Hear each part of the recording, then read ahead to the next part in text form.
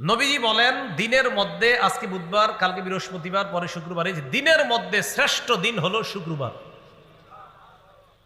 ফিহি খুলিকা আদম, শুক্রবার দিন আদম নবীরে বানানো হয়েছে। ও ফিহি উদখিলাল জান্নাহ, শুক্রবার দিন জুমার দিন আদম নবীরে জান্নাতে প্রবেশ করানো হয়েছে। ও ফিহি উখরিজা মিনহা, শুক্রবার দিন আদম নবীকে জান্নাত থেকে বের করা হয়েছে। বলেন আব্বা আদমরে কিবারে বানানো হয়েছে? জান্নাতে দেওয়া হয়েছে কিবারে? জান্নাত থেকে বের করা হয়েছে কিবারে? নবীজি শেষে বলেন ওয়ালা তাকুমুস সাআতু ইল্লা ফি ইয়াউমিল জুমআহ, কিয়ামতটা যেদিন হবে ওই দিনটাও হবে শুক্রবার। কিয়ামত যেদিন হবে ওই দিনটা হবে কিবার? শুক্রবার। বলেন কিয়ামতের জ্ঞান কার কাছে? আল্লাহর কাছে। কিয়ামত আল্লাহ কবে প্রকাশ করবে? কিয়ামত কিবারে হবে? কোন বছরের? মাশাআল্লাহ। কিয়ামত হবে সবচেয়ে নিকৃষ্ট মানুষের উপর। বলেন কার উপর? আর একটা বিষয় জানলাম, কিয়ামত যাদের উপর হবে আর কি, তারা হবে পৃথিবীর সবচেয়ে নিকৃষ্ট মানুষ। ইবনে মাজাহ 4039 নম্বর হাদিসের বর্ণনা।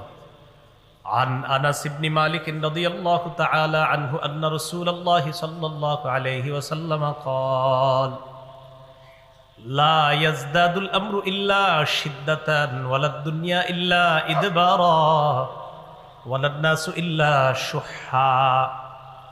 নবীজি বলেন দিন যত যাবে প্রতিটা বিষয়ে তত কঠিন হবে। ওয়ালাদ দুনিয়া ইল্লা ইদবারা, অভাব অনটন বাড়তে থাকবে। ওয়ালাদ নাসু ইল্লা শুহা, মানুষ কৃপণ হতেই থাকবে।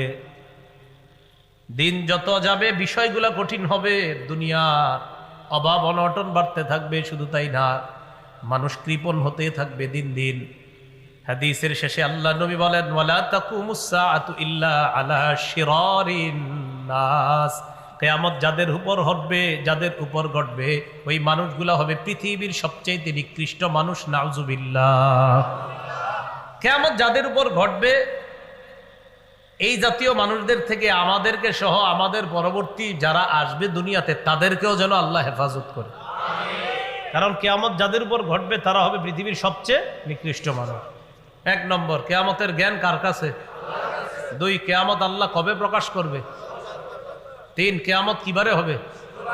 কোন বছরের? চার, কিয়ামতটা কাদের উপর হবে? মনে থাকবে নি? ঠিক এমনি কইবেন, কাউরে কইলে। কিয়ামতটা যেদিন হবে, ইসরাফিল একটা সিংহায় ফু দিবে, সেদিন কিয়ামত হবে। ইসরাফিল সিংহাটা মুখে নিয়ে